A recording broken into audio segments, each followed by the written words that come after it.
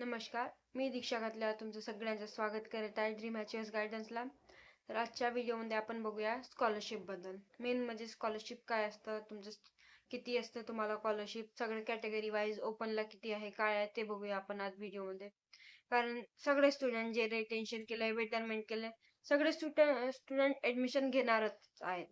तर त्यांना माहिती नसतं किती स्कॉलरशिप येते गव्हर्नमेंटकडून, त्यांना काय प्रॉफिट येतं, म्हणजे कॉलेजला किती येते, तुम्हाला किती येतं, काही येतं की नाही, स्कॉलरशिप कशी असते आणि कोणते फॉर्म भरावे लागतात, तुम्हाला किती पर्सेंट स्कॉलरशिप येते, ते सगळे याबद्दल आपण आज बोलणार आहोत की स्कॉलरशिपचं काय आहे आणि स्कॉलरशिप कशी येणार आहे, काय राहणार आहे स्कॉलरशिपचं. तर आज आपण बघूया कॅटेगरी वाईज आधी स्कॉलरशिप कोणाची किती पर्सेंट कॅटेगरी असते. आधी तर डिफरन्शिएट करून घेऊ आपण बॉईज आणि गर्ल्सचं. बॉईजचं वेगळं स्कॉलरशिपचं आणि गर्ल्सचं वेगळं स्कॉलरशिपचं. आता एक बघा बॉईजचं. बॉईजचं स्कॉलरशिप कशी असते. बॉईज म्हणजे मुलं कॉलेजला गेले, त्यांनी ऍडमिशन घेतलंय, तर त्यांना हाफ स्कॉलरशिप असते. म्हणजे जी आपली स्कॉलरशिपचा फॉर्म भरलं ना, तर त्यांना हाफ स्कॉलरशिप द्यावी लागते. म्हणजे ओबीसीचे त्यांची हाफ स्कॉलरशिप जशी 80,000 एक्झाम्पल मध्ये घेऊन घ्या, तर तुम्हाला 40,000 तुम्हाला कॉलेजला द्यावी लागेल आणि 40,000 गव्हर्नमेंट कडून येते स्कॉलरशिप मध्ये. आणि एस सी वाले स्टुडंट आहेत, त्यांना 100% माफ असते. त्यांना मे बी डेव्हलपमेंट फीस मागतात फक्त, झालं असं असतं, त्यांचं स्कॉलरशिपवर डिपेंड आहे. आणि बघितलंच तर मग ओपन वाले स्टुडंट त्यांना फुल भरावं लागतं स्कॉलरशिप, मग ती बॉईज असो किंवा गर्ल्स असो. तर आता अजून मुलींचं बघा. मुलींचं काय आहे, मुली आता ओबीसीच्या असो किंवा एससीच्या असो किंवा एसटीच्या असो, तर एस सी एस टी ना पूर्ण 100% स्कॉलरशिप, तेच तसंच लागू. 100% स्कॉलरशिप असल्यामुळे त्यांना फक्त मे बी डेव्हलपमेंट फी मागणार कॉलेजवाले. आणि ओबीसीच्या मुली आहेत, त्यांना हाफ मागणार. आणि ओपन वाले आहेत तर त्यांना फुल मागणार.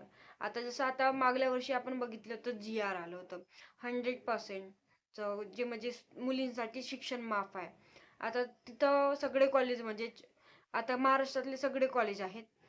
किती आहेत आता युनिव्हर्सिटीमध्ये, आता काउंट नाही केलेत मी, पण आहेत भरपूर कॉलेज आहेत. आता तुम्हाला माहितीच असेल, सीट मॅट्रिक्स भरले, मागच्या आपण व्हिडिओमध्ये बघितले सीट मॅट्रिक्स आणि त्याचे किती आहेत कॉलेज सगळं बघितले. त्या हिशोबाने बघितलं तर मागल्या सीट मॅट्रिक्सला म्हणजे आता आलेली सेकंड राऊंडची 262 कॉलेज. तेवढ्या कॉलेजमधून काहीच कॉलेज असतात की ज्यांनी जी आर लागू केलाय, काही कॉलेज असे आहेत की त्यांनी जी आर लागू केले नाही. आता जी आर लागू केलेल्या स्टुडंट म्हणजे कॉलेजला हे असतं की तुम्हाला फीस माफ असते, डेव्हलपमेंट फीस भरावी लागतं. आणि कोणते कोणते कॉलेज असे असतात की ते आपली पूर्णच फीस घेतात, म्हणजे हाफ फीस, जशी गव्हर्नमेंटची त्यांची हाफ फीस येते आणि हाफ फीस तुम्हाला भरावी लागते, असंही असतं. तर तुम्ही स्कॉलरशिपला भरताना तुम्हाला जी आर लागू आहे की नाही, जेव्हा ऍडमिशन करताय तुम्ही तेव्हा लक्ष द्या की स्कॉलरशिपच्या वेळेस जेणेकरून तुम्हाला प्रॉब्लेम नको जावी. त्यासाठी तुम्ही आधी बघून घ्या की जी आर लागू आहे की नाही कॉलेजला. नाही आहे तर चेक करा, विचारून घ्या एकदा की जी आरचं कसं आहे बा. मुलांचं तर नाही म्हणा, मुलांना जी आर लागू नाही आहे, त्यांनी फीस भरावी लागेल. पण मुलींचं सांगायले की त्यांना जी आरचं बघून घ्यावं, त्यांनी जी आर काय आहे, जी आर आहे की नाही कॉलेजला ते बघावं. जी आर असेल तर चांगलीच गोष्ट आहे. आता नाही पण असेल तर आमची टीम तुम्हाला हेल्प करेल. डिस्क्रिप्शनला तुम्हाला आमच्या ग्रुपची लिंक मिळून जाईल, तिथे जॉईन करा. तुम्हाला प्रॉब्लेम असलीस तर ग्रुपला कमेंट करा, आम्ही तुम्हाला हेल्प करतो. किंवा तुम्हाला कमेंट बॉक्स ओपन आहे, तिथे कमेंट करा, आम्ही तुम्हाला रिप्लाय करतो काय आहे काय नाही. बाकी तुम्हाला ग्रुपमध्ये जॉईन झाल्यास तुम्हाला नंबर सुद्धा मिळून जातील आमचे, आम्हाला पर्सनली कॉल करायला. किंवा काही इश्यू आल्यास, जसे जी आरचा काही इश्यू आला मुलींना त्याबद्दल बोलायला, किंवा आम्ही टीम हेल्प करू आम्ही तुम्हाला. तर बघा, जे आता आम्ही स्कॉलरशिप बद्दल बघितले हे सगळं, स्कॉलरशिपचं काय आणि सगळं काय. आता तुम्हाला वेगळी वेगळी स्कॉलरशिप असतात. आता मला तर तेवढं कन्फर्म नाही एसटी एसटी कोणती असते, कारण त्यांना भरपूर स्कॉलरशिप असतात. आता माहिती पडल्यास तुम्हाला मी सांगते अजूनही. कमेंट बॉक्सला कोणी कमेंट केलं तर त्यांना सांगते, किंवा नेक्स्ट व्हिडिओला कधी आलंच मला माहिती पडलं तर मी सांगते तुम्हाला, कारण मला कन्फर्म नाही आहे. फक्त मला ओबीसीचं माहिती आहे. ओबीसीला महाडीबीटी म्हणून येतं, त्या स्कॉलरशिप भरल्यास तुम्हाला स्कॉलरशिप येते. ते तुम्हाला कॉलेजवाले म्हणजे आता तुमच्या, आता मी सांगायले म्हणून मला महाडीबीटीचं माहिती आहे. आता तुमच्या पर्टिक्युलर कॉलेज कोणती घेते, तुम्हाला स्कॉलरशिप कोणती भरावी लागते, ते तुमच्या कॉलेजवाल्यावर डिपेंड असतं. जसं SC ST ला कधी कधी 2 स्कॉलरशिप असतात, OBC ला असता, पण त्यांच्या कॉलेजवर डिपेंड आहे, त्यांनी किती लागू केले स्कॉलरशिप त्या हिशोबाने आहे. तर तुम्हाला कॉलेज सांगताय की कोणती स्कॉलरशिप भरायची, काय करायची. बाकी तुमचे डॉक्युमेंट्स सगळे क्लिअर ठेवा, कारण तुम्हाला स्कॉलरशिपला भरताना स्कॉलरशिपचं फॉर्म बाहेरून भरावं लागतं, पण त्यांची ओरिजिनल कॉपी आणि झेरॉक्स म्हणजे डॉक्युमेंट्सचे झेरॉक्स हे सगळे कॉलेजला नेऊन बंच करून द्यावं लागतं, कारण जेणेकरून ते लोक समोर प्रोसेस करावी.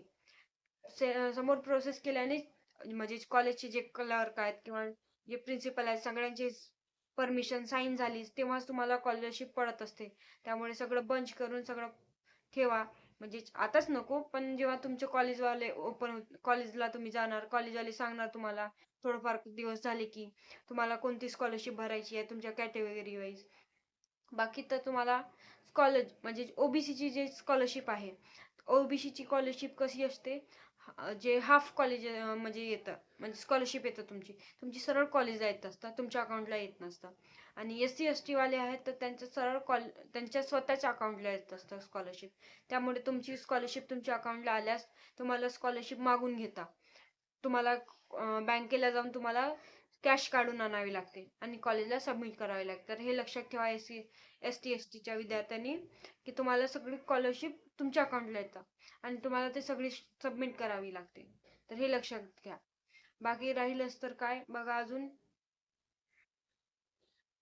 आता जे मी प्रिफरन्सचे मागचे व्हिडिओ बनवले होते, सीट मॅट्रिक्सचे बनवले होते ते, पण आता जे स्टुडंट आहेत ज्यांना ऑप्शन फिलिंग म्हणजे चॉईस फिलिंग भरताना काय ऑप्शन येते रिझर्वेशनचं, त्यांनी मोस्ट ऑफ तर रिझर्वेशन चूज करा, कारण तुम्हाला हेल्प होईल समोर चालून स्कॉलरशिपसाठी सगळ्यासाठी.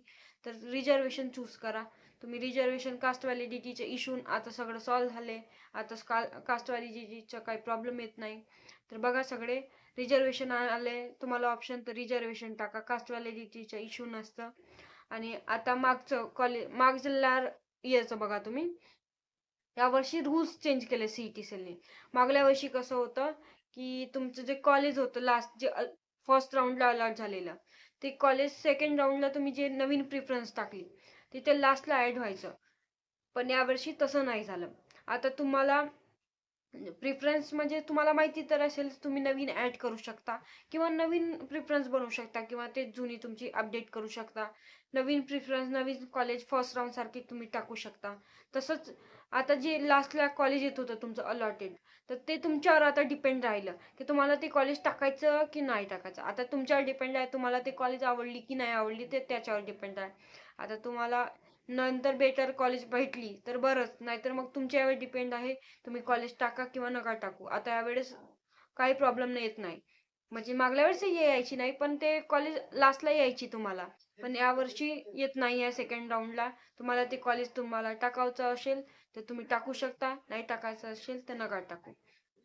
बघा आता ते तुम्ही कॉलेज टाकताना सीट मॅट्रिक्सचा उपयोग करा. जसं मागच्या व्हिडिओमध्ये आजचं, जसे आज आहे सेशन, आज आमचं सेशन होतं सगळं, जे पेडवाले आहेत सगळ्यांच्यासाठी, नॉन पेड साठी पण आम्ही म्हणजे डाऊट सॉल्व्ह करतो सगळं. आता तुम्ही चॉईस फिलिंग कराल आज, म्हणजे आज तुम्हाला अजून माहिती असेल, मी सांगितले व्हिडिओ मध्ये, तरी पण एकदा रिमाइंड करून देत आहे की चॉईस प्रिफरन्सची म्हणजे फिलिंगची डेट किती आहे.